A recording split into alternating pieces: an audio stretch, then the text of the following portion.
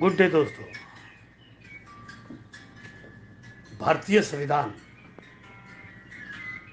Constitution of India, भारतीय राज्यघटना, भारतीय राज्यघटने के अंतर्गत कायदा बनविले, पैशाचे बिल आणि ते मंजूर करण्याकरता प्रक्रिया. घटनेच्या अनुच्छेद 110 मध्ये पैशाचे बिल असे वर्णन केले गेले आहे.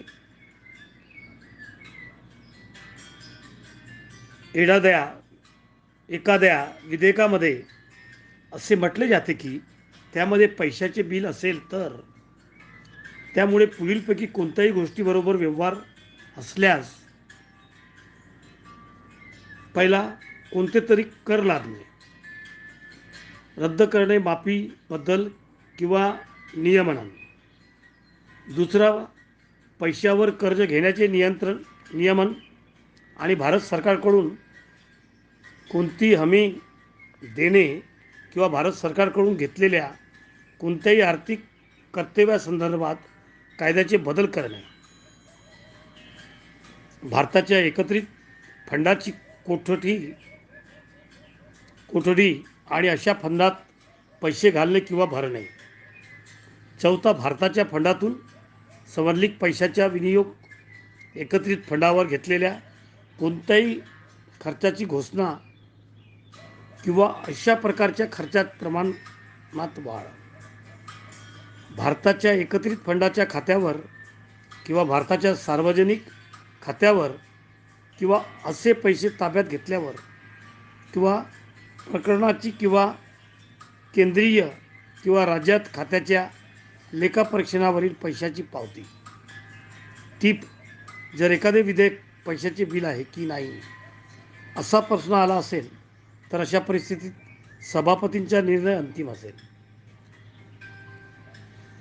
पैशाच्या बिलाच्या संदर्भात प्रक्रिया. कलम 109 पैशाच्या बिलाच्या संदर्भात विशेष कार्यपद्धती दाखवते. प्रक्रियेचा सारांश पुढील प्रमाणे. 1. मनी विधेयक लोकसभेत आणले जाईल आणि ते थेट राज्यसभेवर नाही. लोकसभेने दुसरा, पैशाचे विधेयक मंजूर केल्यानंतर ते राज्यसभेत हस्तांतरित केले जाईल. राज्यसभेत हे विधेयक 14 दिवसाच्या आत शिफारसीसह परत करेल. तिसरा, लोकसभा राज्यसभेच्या कोणत्याही शिफारसी मान्य केल्यास पैशाचे बिल या परिस्थितीत मंजूर होईल असे म्हणतात. चौथा, लोकसभेने राज्यसभेच्या कोणत्याही शिफारसी मान्य केल्या नाही तर असे म्हटले जाते की हे पैसे लोकसभेत मंजूर केल्यामुळे हे दोन्ही सदस्यांनी मंजूर केले. पाचवा, जर राज्यसभेने 14 दिवसात पैशाचे विधेयक परत केले नाही तर ते राज्यसभेने मंजूर केले असे मानले जाते. आता बिल मंजूर. लोकसभा आणि राज्यसभा यांनी हे विधेयक मंजूर केले आहे. ते हे पैशाचे विधेयक असल्याने प्रमाणित असलेल्या सभापतीच्या प्रमाणपत्रासह अध्यक्षासमेत सादर करणे आवश्यक आहे. राष्ट्रपतीकडून मणी विधेयक सभागृहाकडे परत येत नाही. अशा घटनेत जेव्हा अध्यक्ष आपली संमती रोखतात तेव्हा मनी बिल हे सभापतीकडे सभागृहात परत केले जात नाही.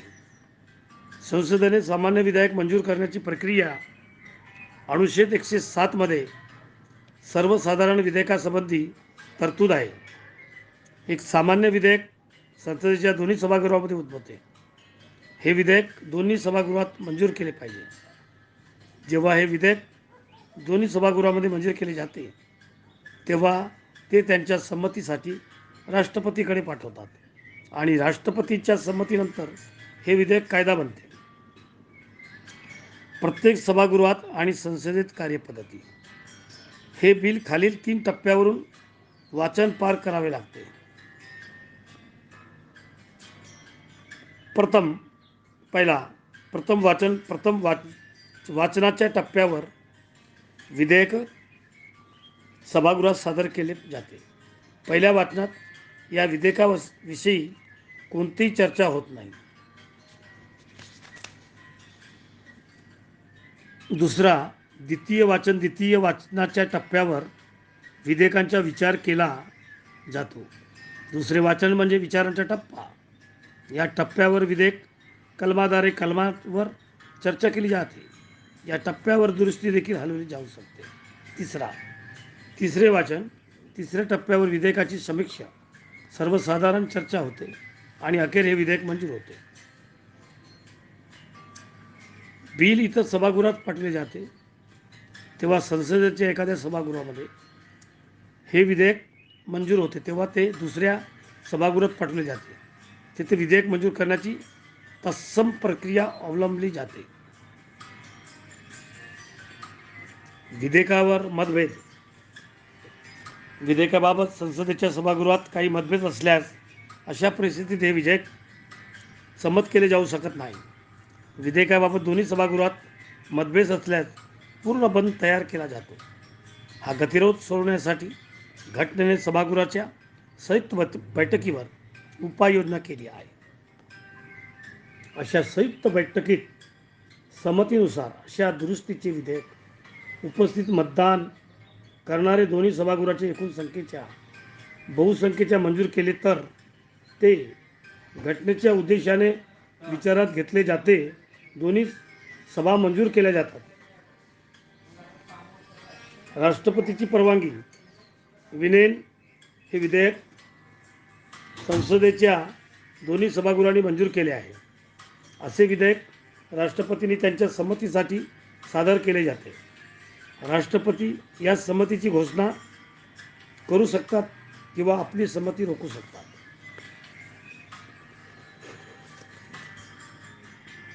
आता पुढे आपण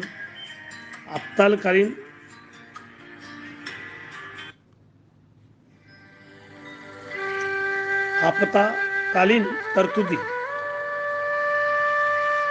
याच्यावर वाचन करत.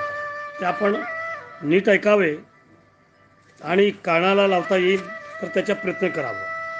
हा 2 मिनिटातच पूर्ण होईल. घटनेचा भाग 18वा भाग घटनेच्या आपत्कालीन तरतुदीशी संबंधित आहे. विविध प्रकारच्या आपत्कालीन परिस्थिती. पहिला, युद्ध किंवा बाह्य आक्रमणामुळे उद्भवणारी आणीबाणी, राष्ट्रीय आणीबाणी. दुसरा, राज्य किंवा राज्यामधील घटनात्मक यंत्रणेच्या बिघाडामुळे उद्भवणारी आपत्कालीन परिस्थिती, राज्य आणीबाणी. तिसरा, भारताच्या आर्थिक स्थिरतेच्या धोक्यातून उद्भवणारी आणीबाणी, आर्थिक आपत्कालीन. आता राष्ट्रीय आणीबाणी, अनुच्छेद 353. राष्ट्रीय आणीबाणी, युद्धवाहक आक्रमकता किंवा सशस्त्र बंडखोरीमुळे उद्भवली.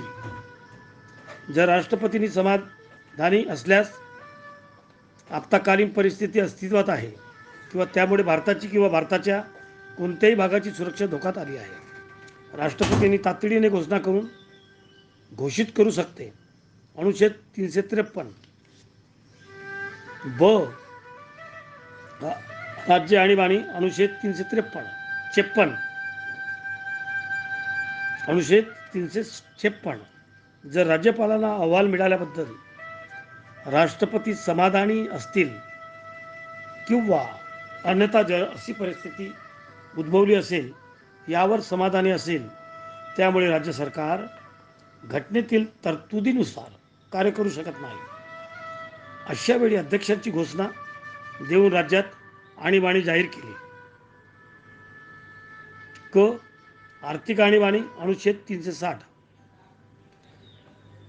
अध्यक्ष जर समाधानी आहे, तशी परिस्थिती अस्तित्वात आली आहे आणि ज्यामुळे भारताची आर्थिक स्थिरता किंवा पथ यामुळे राष्ट्रपती अशी परिस्थितीची उद्भवली की एखाद्या घोषणेद्वारे आर्थिक आपत्कालीन परिस्थिती जाहीर केली जाऊ शकते. आपत्कालीन प्रक्रिया व कालावधी.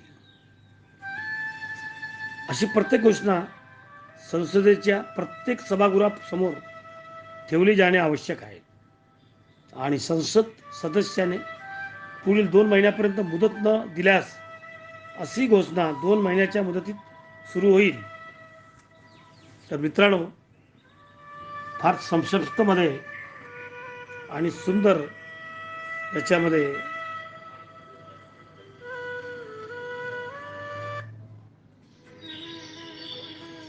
आपल्याला ती समजली आहे.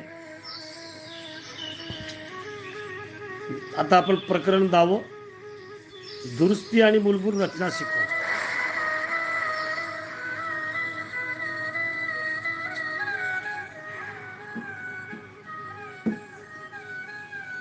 दुरुस्ती आणि मूलभूत रचना शिकवण.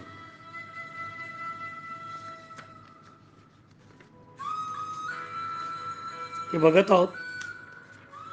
हे पण 2 मिनिटातच पूर्ण होईल. दुरुस्ती आणि मूलभूत रचना शिकवण. राज्यघटनेच्या दुरुस्तीसाठी भारतीय राज्यघटनेचे कलम 368 मध्ये दिलेली विशेष प्रक्रिया. घटना दुरुस्तीच्या उद्देशाने केलेली तरतूद 3 विभागात मोडतात. प्रक्रिया खालीलप्रमाणे आहे. पहिला, काही कायदे आहेत, त्यात कोणत्याही कायदा संमत करण्यासाठी आवश्यक असणारी साध्या बहुमताद्वारे संसदेने दुरुस्ती केली जाऊ शकते. दुसरा, संविधानाच्या अनुच्छेद 368 मध्ये नमूद केल्यानुसार विशेष बहुमताने 2/3 बहुमत संसदेद्वारे दुरुस्ती करता येतील असे काही लेख आहेत. तिसरा, असे काही लेख आहेत ज्यात संसदेत विशेष बहुमतासह दुरुस्ती केली जाऊ शकते आणि ठराव करून मंजुरी ही राज्य विधानसभेत अर्ध्या भागावर दिली जाऊ शकते. केस कायदा केशवानंद भारती विरुद्ध केरळ राज्य. केस कायदा केशवानंद भारती विरुद्ध केरळ राज्य. या प्रकरणात सुप्रीम कोर्टाने संसदेच्या घटना दुरुस्तीबाबत दुरुस्तीच्या अधिकारासंदर्भात न्यायालयाने निर्णय दिला. हे असे होते की संसद घटनेच्या मूलभूत वैशिष्ट्यामध्ये सुधारणा करू शकत नाही. संसदेने स्थान खाली सारांश रूपात दिले गेले आहे. संविधानामध्ये घटनेत सुधारणा करण्याचे अधिकार आहे. हे मूलभूत अधिकारामध्येही सुधारणा करू शकते, परंतु घटनेतील मूलभूत घटकांचा नाश किंवा त्रास होऊ शकत नाही. हे असे होते की घटनेची मूलभूत वैशिष्ट्ये खालीलप्रमाणे आहेत. पहिला, संविधानाचे सांगितलं स्वरूप. दुसरा, संसदीय प्रणाली, कायदा, नियम, लोकशाही आणि प्रजासत्ताक. तिसरा, धर्मनिरपेक्षता, न्यायाचा आढावा. घटना दुरुस्तीची प्रक्रिया. कलम 368 घटनेच्या दुरुस्तीसाठी संबंधित खालीलप्रमाणे या कलमात ठरविलेली कार्यपद्धती. संसदेच्या कोणत्याही सभागृहात हेतू विधेयक मांडल्यामुळे घटनेतील दुरुस्तीची सुरुवात केली जाऊ शकते आणि जेव्हा 2 सदस्यांमध्ये विधेयक बहुमताने मंजूर होते तेव्हा सभागृहाचे 2/3 सदस्य असतात. मग हे विधेयक राष्ट्रपतीकडे सादर केले जावे, जे या विधेयकाला आपली संमती देतील आणि विधेयकाच्या आधारे घटनेची सुधारणा केली जाईल. घटनेच्या 3ऱ्या भागात संदर्भात दुरुस्ती. जर घटनेच्या 3ऱ्या भागात दुरुस्तीशी संबंधित असल्यास खालील प्रक्रिया स्वीकारणे आवश्यक आहे. ही दुरुस्ती संसदेच्या दोन्ही सभागृहात पारित केली जाणे आवश्यक आहे आणि राज्याच्या निम्म्या विधानसभेची संमती घेणे आवश्यक आहे.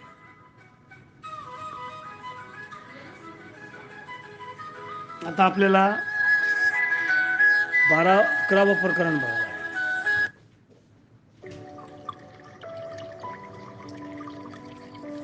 11व्या प्रकरणामध्ये भारतीय राज्यघटनेच्या अंतर्गत सेवा. संक्षिप्त टिपा. पहिला आपण बघू निवडणूक आयोग. भारतीय राज्यघटनेच्या अनुच्छेद 324 हा निवडणूक आयोगाच्या नियुक्तीबाबत आहे. ही एक स्वतंत्र स्वायत्त संस्था आहे. निवडणूक आयोगाची रचना. निवडणूक आयोगाची मुख्य निवडणूक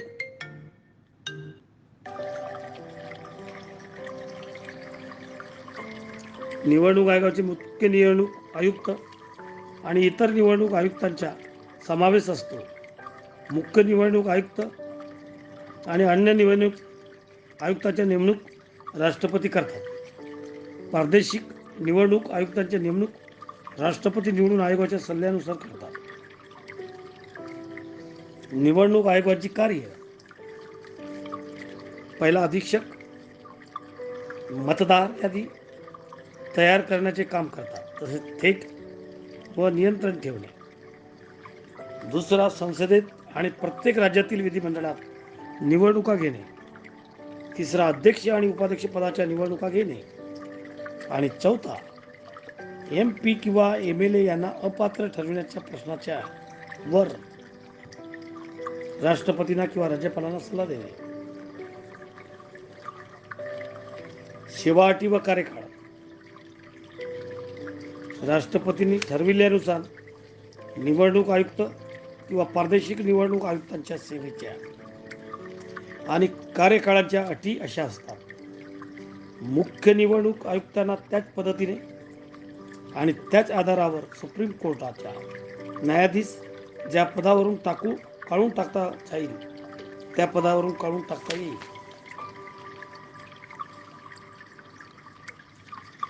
दुसरा, नागरिकत्व टिपा. नागरिकत्व हा शब्द एखाद्या राजकीय समुदायांशी संबंधित असलेल्या सदस्यांच्या किंवा व्यक्तीचा संबंध दर्शवतो, जे त्या राज्याचे सर्व राजकीय असलेले राज्य बनवते. संसदेचे नागरिकत्व मिळवण्यासाठी घटनेत खालील प्रमाणे घातले आहेत. पहिला, घटनेच्या प्रारंभाच्या वेळी नागरिकत्व. दुसरा, जुलै 1948 रोजी किंवा त्यापूर्वी पाकिस्तानातून भारतात आलेल्या परदेशामुळे नागरिकत्व. शेजारी राहणाऱ्या भारतीय वंशाच्या व्यक्तीचे नागरिकत्व.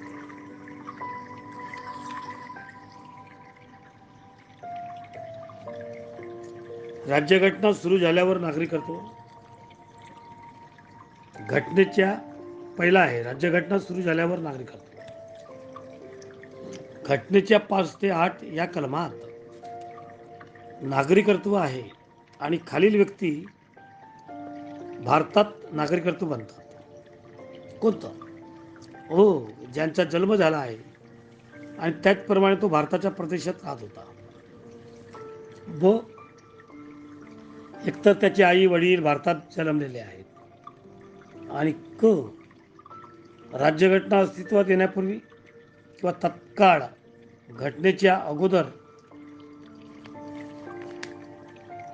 5 वर्षापासून भारतात वास्तव्य करणारे भारतीय नागरिक असतील. दुसरा, 19 जुलै 1948 रोजी किंवा त्यानंतर पाकिस्तानातून भारतात स्थलांतरित केल्यामुळे नागरिकत्व. पाकिस्तानातून येथे स्थलांतर केलेले व्यक्ती भारताच्या नागरिकत्व म्हणून वागवले जाईल. पहिला, तो किंवा त्याचे आई वडील किंवा आजी आजोबा यांचा जन्म भारतात झाला आहे. दुसरा, जर त्यांनी 19 जुलै 1948 पूर्वी स्थलांतरण केले असेल आणि ते 6 महिन्यापर्यंत भारतात प्रदेशात वास्तव्यात असतील. आणि तिसरा, भारतीय वंशाचे नागरिकत्व, भारताबाहेर रहिवासी. राज्यघटनेने भारतीय वंशाच्या व्यक्तींचे नागरिकत्व प्रदान केले आहे, परंतु घटना सुरू होण्याच्या तारखेला भारताबाहेर वास्तव्य होते. नागरिकत्व संपादन. नागरिकत्व मिळवण्याचे 5 मार्ग आहेत. पहिला, जन्माधारी नागरिकत्व घेणे. 26/1/50 रोजी किंवा भारतात जन्मलेल्या, म्हणजे 26/1/50ला घटना लागू झाली होती, म्हणून 26/1/50 रोजी किंवा नंतर भारतात जन्मलेल्या एखाद्या व्यक्तीने नागरिकत्व जन्माधारे प्राप्त केले होते. दुसरा, सभ्यतेचे नागरिकत्व. जर वडील भारताचे नागरिक आहेत आणि 26 जानेवारी 1950 रोजी किंवा नंतर मुलाचे जन्म भारताबाहेर झाला असेल तर मूल्य सभ्यतेने नागरिकत्व येईल. तिसरा, नोंदणी करून नागरिकत्व. निष्ठेने शपथ घेतल्यावर खालील व्यक्तीला भारतीय नागरिक म्हणून नोंदणी करता येतात. पहिला, अशी व्यक्ती जो भारतीय वंशाचा आहे, किमान 5 वर्ष भारतात राहतो. दुसरा, एक व्यक्ती जो भारतीय वंशाचा आहे तो अविभाजित भारताच्या बाहेर राहतो. तिसरा, ज्या महिलेने भारतीय नागरिकाची लग्न केले. चौथा, भारतीय नागरिकत्वाचा अल्पवयीन नागरिक.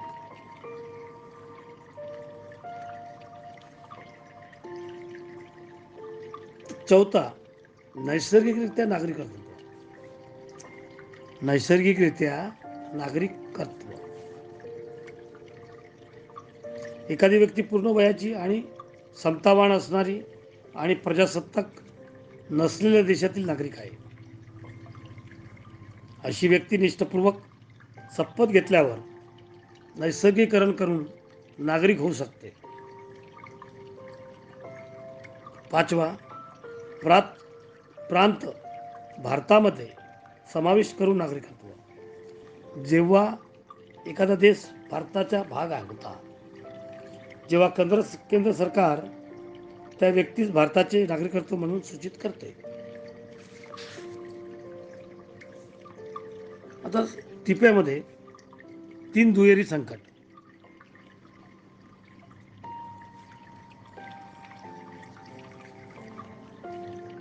टिपेमध्ये 3 दुहेरी संकट.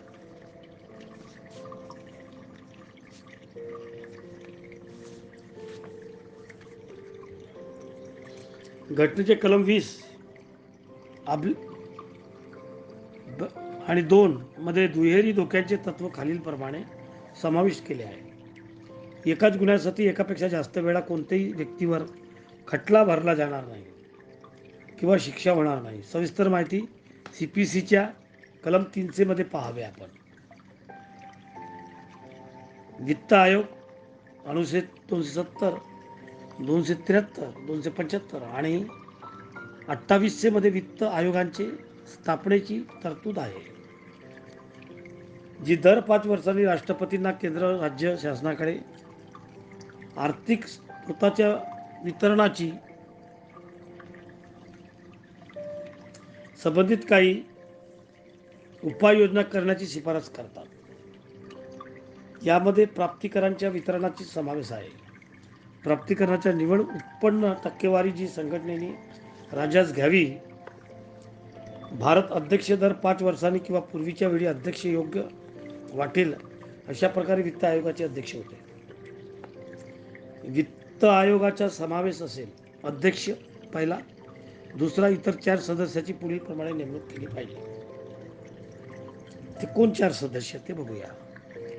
पहिला आहे उच्च न्यायालयाचा न्यायाधीश किंवा समकक्ष. दुसरा, वित्त व शासनाने लेखा याचे विशेष ध्यान असणारी व्यक्ती. तिसरा आहे आर्थिक बाबी आणि प्रशासनाचा विस्तृत अनुभव घेणारी व्यक्ती. चौथा आहे अर्थशास्त्राचे विशेष ज्ञान असणारी व्यक्ती. वित्त आयोगाची कर्तव्ये काय आहेत? वित्त आयोगाची भारतापासून राष्ट्रपतीने पुढील कृती करण्याची शिफारस केली आहे. पहिला, केंद्र सरकार व कर विभागणे न करण्याबाबत वितरित करणे. भारताच्या एकत्रित निधीतून राज्याच्या महसुलातील अनुदान सहाय्य करण्याचे तत्व ठरविणे.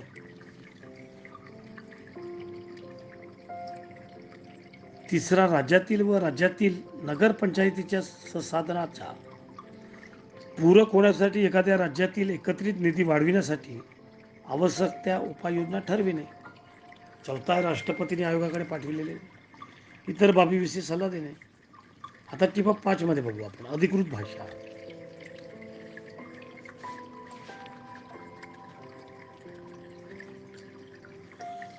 घटनेच्या कलम 343 आणि 344 युनियनच्या भाषेत विषय आहे. अनुच्छेद 343 मध्ये देवनागरी लिपीची संघाची अधिकृत भाषा हिंदी असली पाहिजे. तथापि संख्यात्मक रूप भारतीय, संख्यात्मक आंतरराष्ट्रीय स्वरूप असले.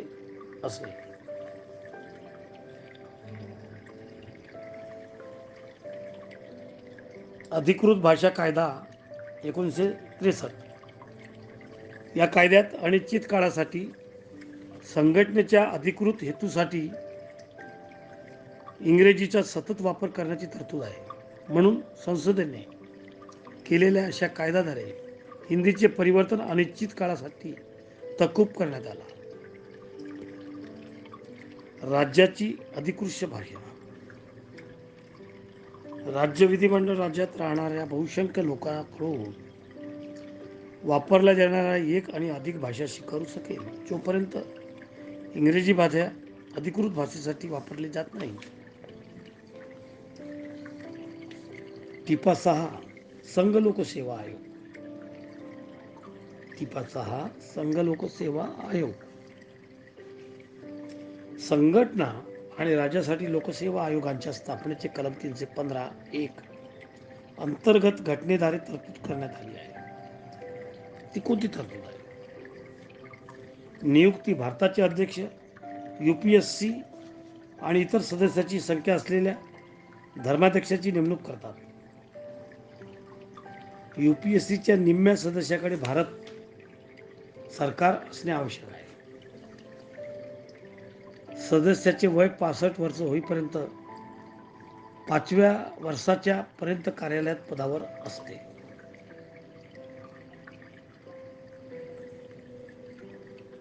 तर UPSCचे कार्य. पहिला, UPSC आणि MPSC यांचे महत्त्वाचे कार्य म्हणजे संघ आणि राज्याच्या सेवेसाठी नियुक्तीसाठी परीक्षा घेणे. दुसरा, UPSCचे एक कार्य आहे ज्यास खास सेवेसाठी प्राप्त उमेदवार असलेल्या कोणत्याही सेवेसाठी संयुक्त नियुक्तीच्या योजना तयार करणे आणि चालविणे, यासाठी राज्यास मदत करणे.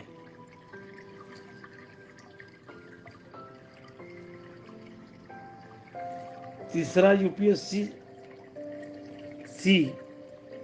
UPSC आणि SPSC ची सल्लामसलत करणे आवश्यक आहे. दिवाणी सेवा आणि दिवाणी पदावर परतफेड करण्याच्या सर्व पद्धतीबद्दल. भारत सरकार किंवा राज्यात सेवा देणाऱ्या व्यक्तीसंदर्भात सर्व शिस्तबद्ध बाबीवर. नियुक्तीबद्दल जेव्हा सेवेमधून दुसऱ्या सेवेत आणि योग्य उमेदवारी पदोन्नती सर्व बाबीवर संबंधित आहे. शासनांतर्गत सेवा देणाऱ्या कोणत्याही व्यक्तीवर सर्व बाबीवर हक्क सांगण्याची संबंधित.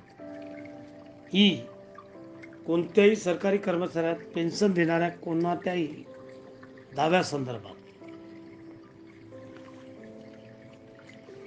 तर टिपा 7 बघू आपण.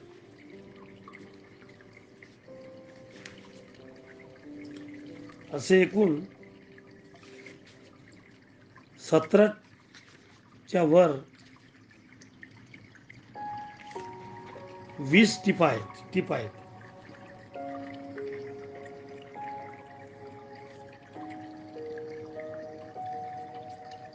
टिपा 7 भारतीय राष्ट्रपतींच्या महाभियोगाची प्रक्रिया.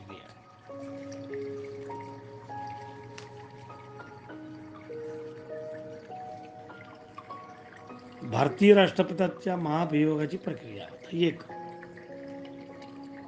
घटनेच्या अनुच्छेद 61 मध्ये राष्ट्रपतींच्या महाभियोगाची प्रक्रियांचा समावेश आहे. संघटनेचे उल्लंघन केल्याबद्दल अध्यक्षांच्या त्यांच्या पदावरून काढून टाकण्यासाठी ही प्रक्रिया वापरली जाते. जेव्हा राष्ट्रपतींना निषेध करण्याचा असेल तेव्हा संसदेच्या कोणत्याही सभागृहाचे हा दोषारोप केला पाहिजे. दुसरा, संसदेच्या सभागृहात कमी नसलेल्या सदस्यांच्या 14 दिवसांनी विशेष नोटीस देऊन ठराव स्वरूपाच्या प्रस्तावावर आकारण्यात यावी. असा ठराव 2/3 संसदेच्या बहुसंख्य 2/3 सदस्यांमध्ये पास होणे आवश्यक आहे. तिसरा, संसदेच्या कोणत्याही सभागृहात जेव्हा शुल्क आकारण्यास प्राधान्य दिले जाते तेव्हा इतर सभागृहाच्या शुल्काशी चौकशी केली पाहिजे. अशा तपासणीत उपस्थित राहण्यात अध्यक्षांना अधिकार आहे. चौथा, इतर सभागृहाचे संसदेच्या एकूण सदस्याच्या बहुसंख्य संख्येने 2/3 ठराव मंजूर केल्यास अशा ठरावाच्या अध्यक्षाकडून काढून टाकण्याचा परिणाम होतो. टिपा 8, कळा आणि महत्वाचा घटक नियम.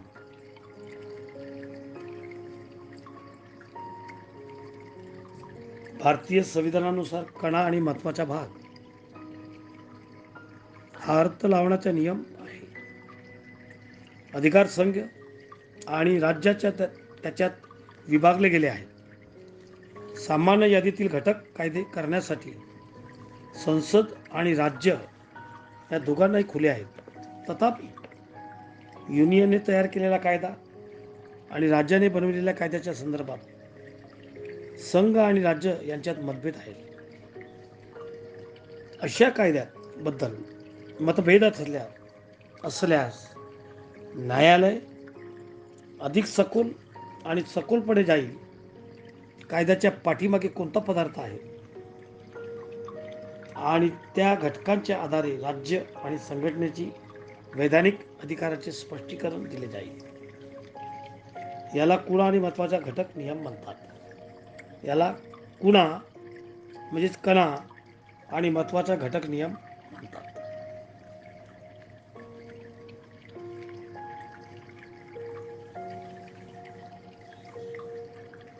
टीप 9, भारताचे महान्याय प्रतिनिधी. नियुक्ती. राज्यघटनेच्या अनुच्छेद 76 नुसार अध्यक्ष सर्वोच्च न्यायालयाचा न्यायाधीश म्हणून नियुक्त होण्यास पात्र असलेल्या व्यक्तीस भारताचे मुख्तार म्हणून नियुक्ती करतात.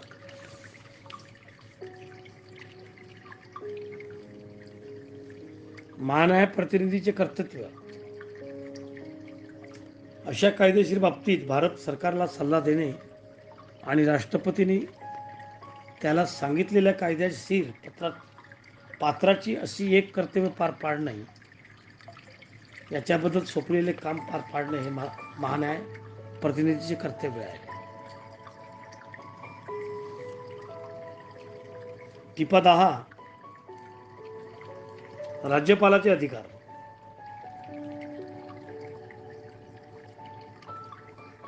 पहिला, कार्यकारी अधिकार. कलम 166 मध्ये अशी व्यवस्था करण्यात आली आहे की कार्यकारी कारवाई राज्यपालांच्या नावे केली जाणे आवश्यक आहे. कार्यकारी कारवाई राज्यपालाच्या नावे केली जाणे आवश्यक आहे आणि केल्याने कारवाईचे प्रमाणीकरण केले जाईल.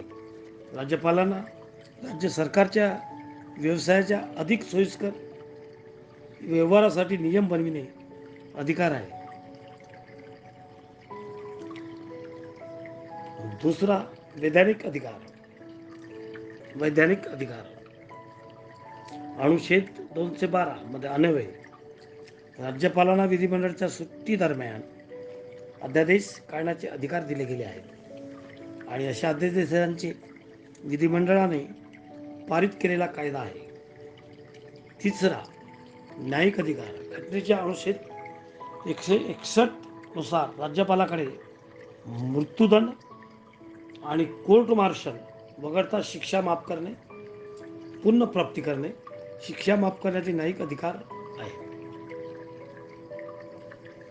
चौथा, मुख्यमंत्र्याची नियुक्ती. हा महत्वाचा आहे. मुख्यमंत्र्याच्या सल्ल्यानुसार राज्याचे मुख्यमंत्री आणि राज्याच्या अन्य मंत्र्याची नेमणूक करण्याचा अधिकार राज्यपालाकडे आहे. आणि मित्र, अशा प्रकारे तिसऱ्या भागामध्ये आपण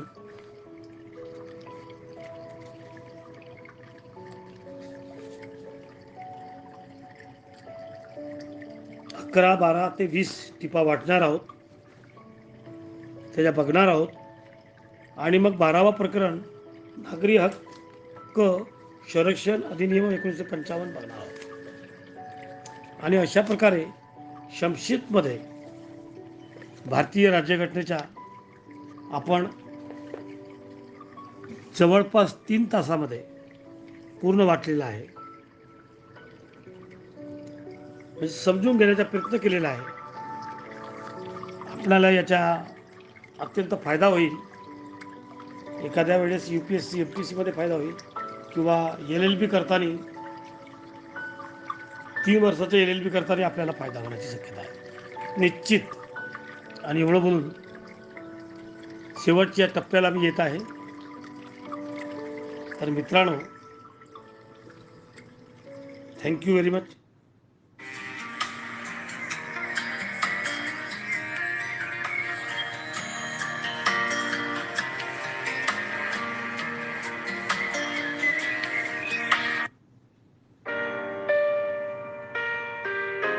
भेटूया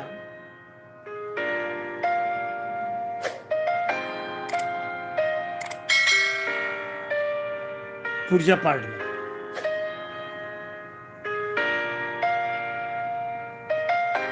आशा ठेवतो की मी वाटलेल्या मराठीमध्ये त्याचा फायदा आपल्या भविष्यात व्हावा आणि कृतीतून घडावा. भारतीय संविधानाचे जनक महामहिम डॉक्टर बाबासाहेब आंबेडकर विश्वरत्न त्यांनी लिहिलेली घटना, त्याप्रमाणे होणारे राष्ट्रपती, पंतप्रधान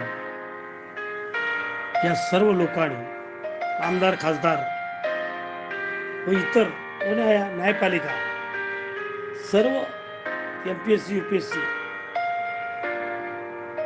कर्मचारी यांनी जर या घटनेचं पालन केलं तर खरंच हा दिवस भगवान बुद्धाच्या मायाने, सम्राट अशोकाच्या मायाने, मग देशाचे सर्व राज्यपाल जे चांगले वागले, सर्व राष्ट्रपती यांना हा एक प्रकारचा जय भीम सॅल्यूट होईल असं म्हणायला हरकत नाही. आणि मित्रांनो, लगेच चौथ्या पार्टमध्ये आपण भेटत आहोत. Thank you very much. राष्ट्रीय पक्षी ज्याप्रमाणे मोर आहे, आपल्या देशाला त्याचा फायदा व्हावा, तिरंगी झेंड्याला आपण व्यक्तिमत्व द्यावं, त्याप्रमाणे भारतीय कायदा आहे. ज्या कायद्यात सम्राट अशोकाचे कार्य आहे, ज्या कायद्यात भगवान बुद्धाचे कार्य आहे, पंचशील, त्रिशरण, अष्टांग मार्ग आणि या जीवनाच्या सुखाकरता कायद्याची अत्यंत आवश्यकता आहे. ज्या तिरंगी झेंडाच्या अशोक चक्रामध्ये हा कायदा प्रवर्तित झालेला आहे. बहुजन हिताय बहुजन सुखाय याच्या मांडणीमध्ये कायद्याला अनुभूत झालेला आहे. अशा कायद्याला नतमस्तक करतून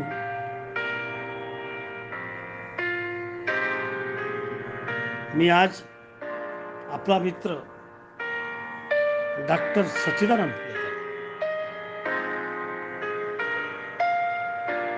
doctor Babasaheb Ambedkar law college भंडाराचे संस्थापक